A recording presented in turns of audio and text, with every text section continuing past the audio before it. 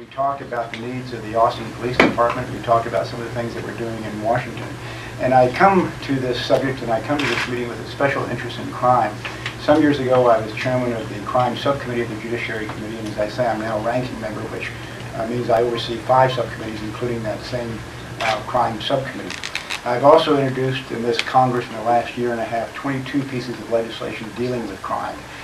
Some of those pieces of legislation are appropriate to what's going on here in Austin. And I want to compliment Chief Acevedo for having accomplished all that he has as police chief and having done so quickly. As you all know, Austin has the lowest crime rate of any of the 5 largest cities in Texas, and that's a credit to him and it's a credit to the law enforcement individuals behind me and elsewhere in this department too.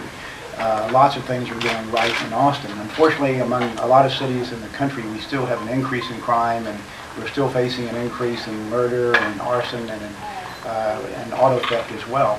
A lot of that I've just discovered in talking to the chief is directly connected, frankly, to illegal drug traffic.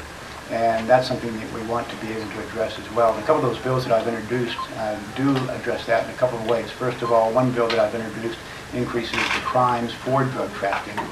So we hope to increase the deterrent to those who might be tempted to engage in the drug trafficking.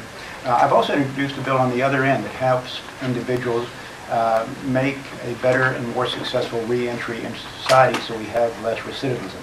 And that's a serious problem today among drug traffickers. I think the recidivism rate is close to 40% the first year they're out of prison. So we want to make their re-entry better, try to get them mainstreamed and have fewer people commit additional crimes and find themselves back in prison. So those are a couple of bills that I've been working on.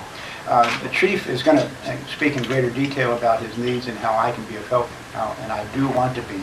But it so happens that it's very timely, as both in regards to what he needs and what we can maybe do to help provide in D.C. because day after tomorrow that Judiciary Committee is actually marking up what's called the BYRN grants, B-Y-R-N-E grants, and these are justice assistance programs that go to states and then therefore go to localities and try to get them some additional funds that they need to help fight crime. One of our greatest needs in this city is the fact that we have one helicopter, an AC-130, which is a great helicopter, but it is a helicopter that's not designed for the mission that is being asked to complete. I.e., we have the major SWAT team here in Central Texas. We have a bomb squad team here in Central Texas.